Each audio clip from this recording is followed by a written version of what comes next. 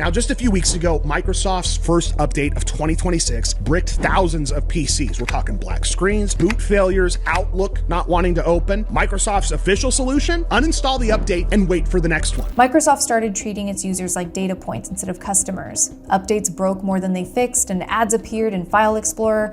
Privacy settings became more like a maze of off but not really off toggles. Bill Gates loses it as Windows 11 users launch boycott. After controversial update, Bill Gates is freaking out as Windows 11 users just launched a boycott after controversial update. January 2026 was supposed to be another normal update week for Windows 11 users. You wake up, you turn on your PC, and you expect your system to run like it did yesterday.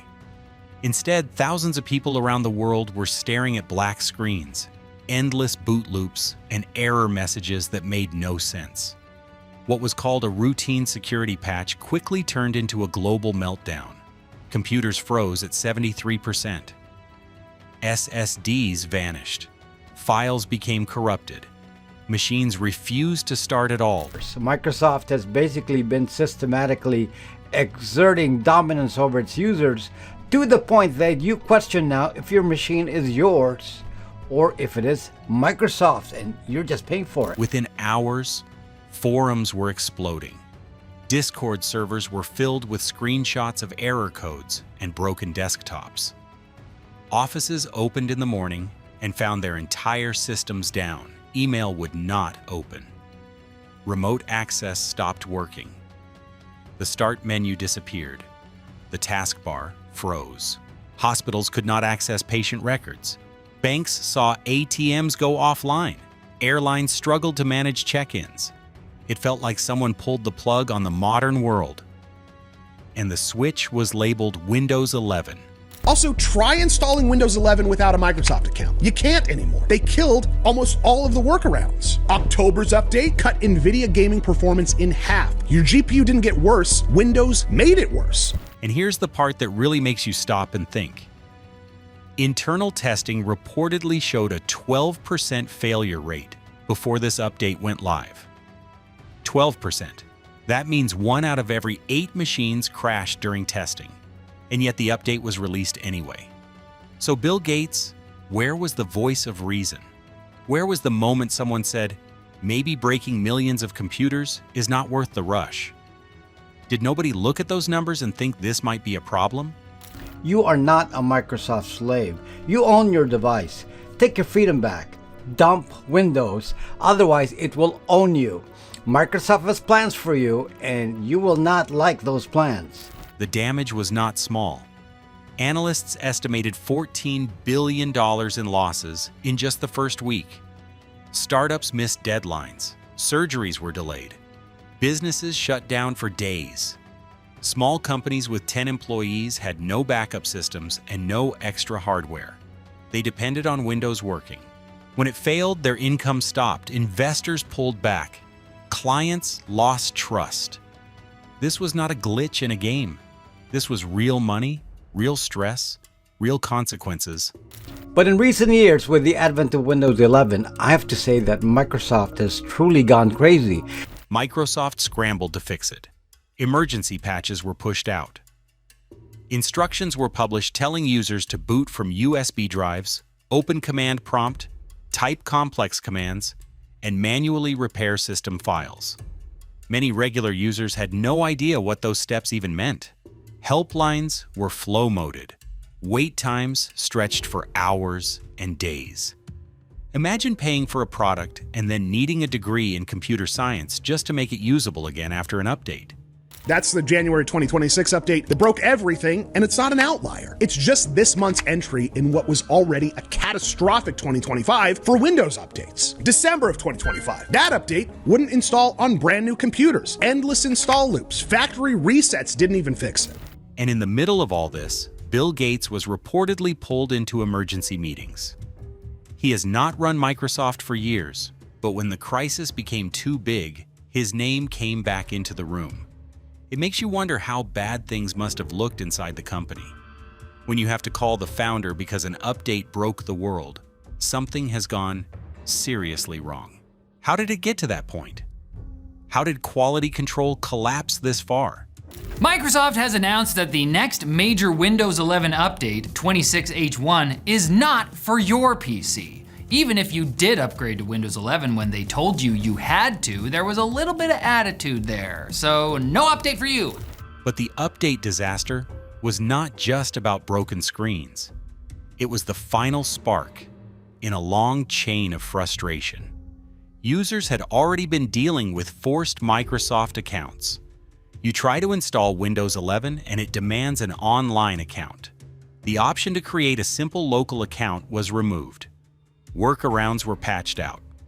Even Paint started asking for sign-in prompts for features nobody asked for. Bill, when did opening a drawing app become a data collection opportunity?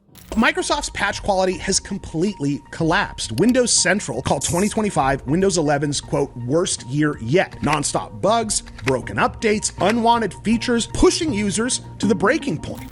Then there are the ads. Ads in the Start menu, ads in File Explorer, prompts for OneDrive storage, constant nudges to subscribe to Microsoft 365. People paid for their hardware. They paid for Windows through that hardware. And now they are being advertised to inside the operating system. It feels less like a tool and more like a billboard. At some point you have to ask, is this an operating system or a marketing platform? New computers using Windows 11 now turn on BitLocker, which is disk encryption, by default. You might think this is a good thing, but not really. Windows has been forcing us to use cloud services constantly with features like OneDrive to ensure that you keep your files on Microsoft servers, and now they're pushing the new Windows backup. The TPM 2.0 requirement added another layer of anger. Millions of perfectly working computers were suddenly labeled obsolete because they lacked a specific security chip.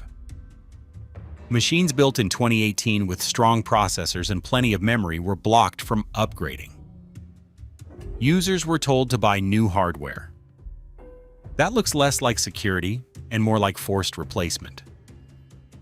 Bill, did you really believe people would smile and throw away machines that still work perfectly? Apple cannot access your keys even if the FBI demands it. Microsoft? We believe customers are in the best position to decide how to manage their keys. Yeah, that's cool, except you buried that choice during setup and defaulted everyone to cloud backup. Microsoft gets about 20 requests a year for BitLocker keys. Privacy concerns made things worse. Telemetry runs in the background. Even on the lowest setting, data about apps and hardware is sent back. Then came Recall, a feature that captures screenshots of your activity so you can search it later. It was presented as helpful. Many saw it as surveillance.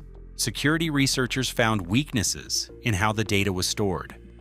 Even if it is local, users do not like the idea of their entire digital life being recorded in snapshots.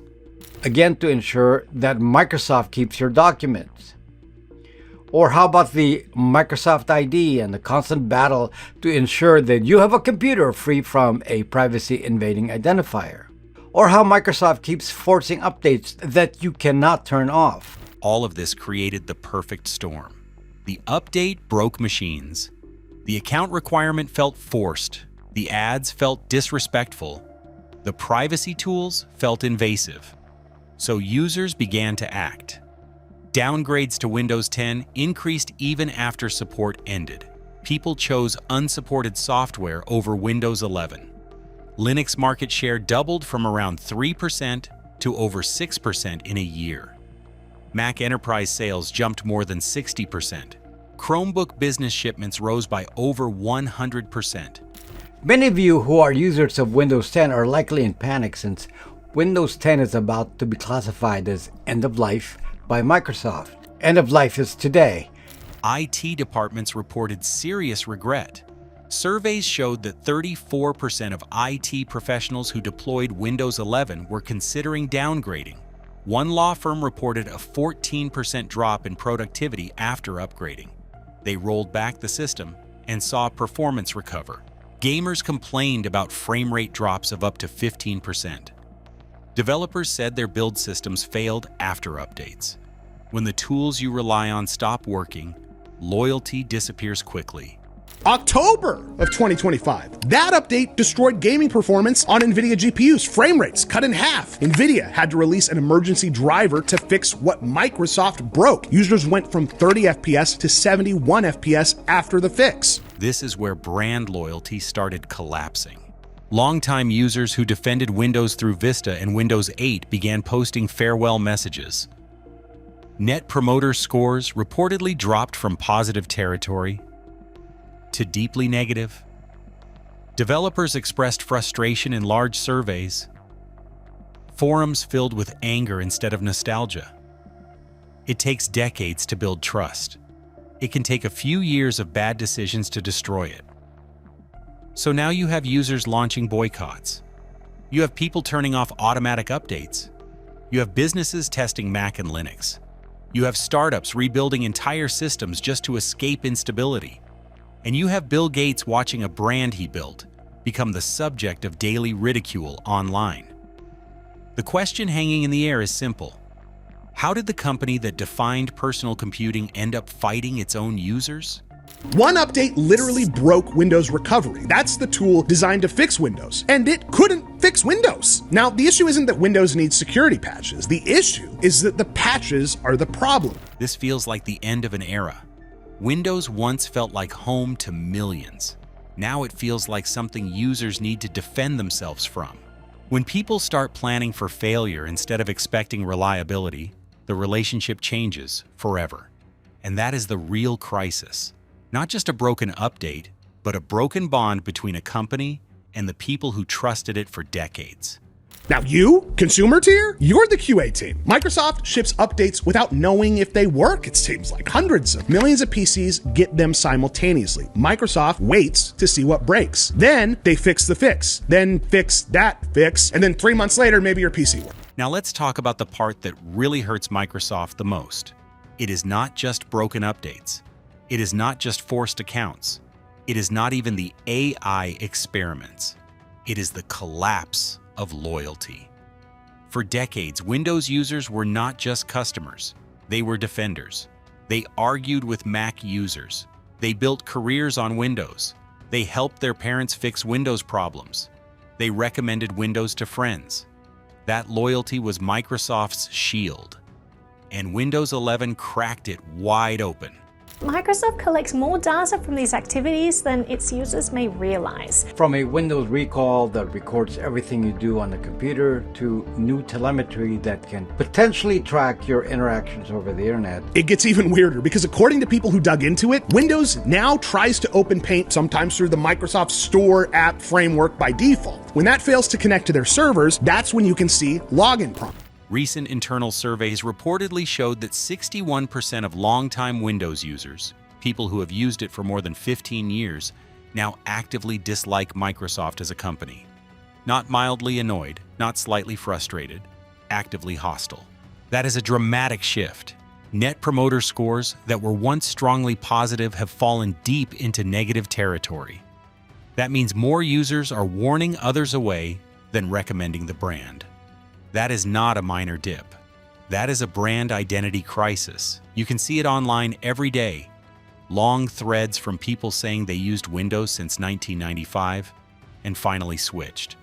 Developers posting screenshots of their new Linux desktops. IT professionals explaining why they moved entire departments to Mac.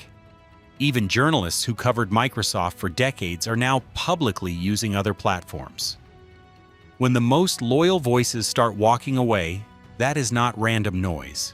That is a warning siren. The time I spent on Apple, I didn't have a single virus, and that was over a decade. That's not to say that Mac viruses don't exist, but they're rare because people aren't often targeting people on Macs. And here is what makes this even more painful. These were the power users, the influencers, the IT admins, the people who decide what software entire offices use. One IT director manages hundreds or thousands of devices. When that person loses faith, the company loses hundreds of machines at once. Surveys have shown that over 30% of IT professionals are considering downgrading or abandoning Windows 11 after deployment. That number should terrify any executive. Bill, how did this happen on your watch? How did the base that carried Windows through every storm suddenly become the loudest critics? How did evangelists turn into exit guides? Loyalty takes decades to build. It takes a few years of frustration to destroy. And once it flips, it spreads fast.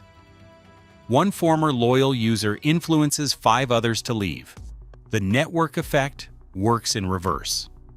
When you use them and what you're doing. Microsoft's not selling you Windows. They're selling you, your data, your habits, your privacy to advertisers and AI models. And guess what? You don't get a choice. Now let's look at the bigger picture. Microsoft is valued near $4 trillion. Cloud revenue is massive. More than half of total revenue comes from cloud services. Shareholders are celebrating. Stock charts look beautiful. But at the same time, the daily user experience feels worse. Slower performance, more ads, more prompts, more forced features. There is a clear divergence, company value rising, user satisfaction falling.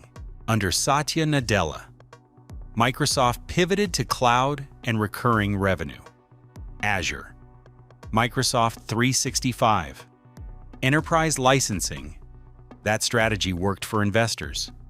Windows slowly became the gateway to those services. The operating system stopped being the product, it became the funnel. Sign into your Microsoft account. Store your files in OneDrive. Subscribe to Office. Use Copilot. Feed data into AI systems. Everything points upward toward cloud revenue.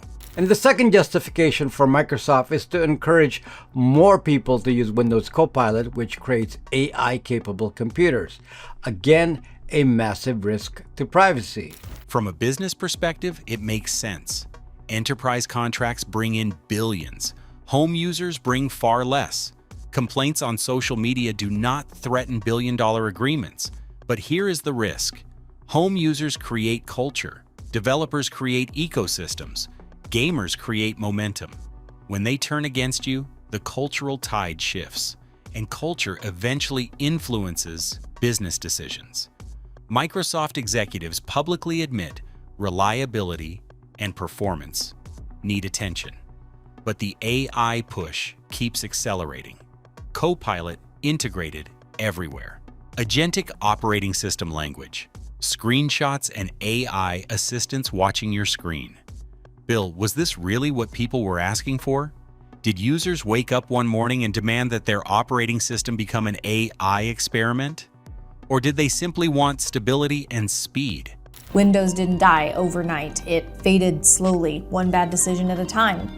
And now, what's left feels less like a tool for creativity and more like an ad platform wrapped in AI features that no one asked for. And while this is happening, competitors are not sitting quietly.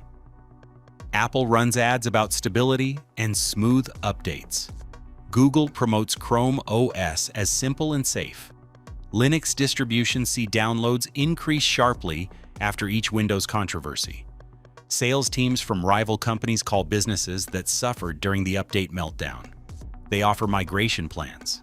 They promise stability. Windows disaster becomes their marketing pitch. Lawsuits are forming. Class action lawyers circle when billions in damages are mentioned. Governments begin asking questions about consumer protection. Did Microsoft knowingly release a risky update? Did forced account requirements cross legal lines in some regions? These questions do not disappear quickly. They linger. They chip away at trust even further. When you buy a PC from us, you get actual humans. We're US-based who know your build. If a Windows update breaks your system, we help you fix it or roll it back. You've got a lifetime support guarantee, not 90 days, lifetime. You bought the PC from us, we support it, period. Users are reacting in practical ways. Millions have turned off automatic updates. IT departments now delay patches for weeks or months before deployment. Businesses build backup systems assuming Windows might fail. Think about that shift. People now plan around Windows instability instead of trusting it. That is a permanent psychological change. Market share numbers still show Windows dominant at around 70% globally. But trends matter more than snapshots. Linux desktop share doubling year over year is not trivial. Mac enterprise sales rising more than 60% is not random. Chromebook business shipments rising more than 100% signals movement. If that trajectory continues for several years, the landscape looks very different.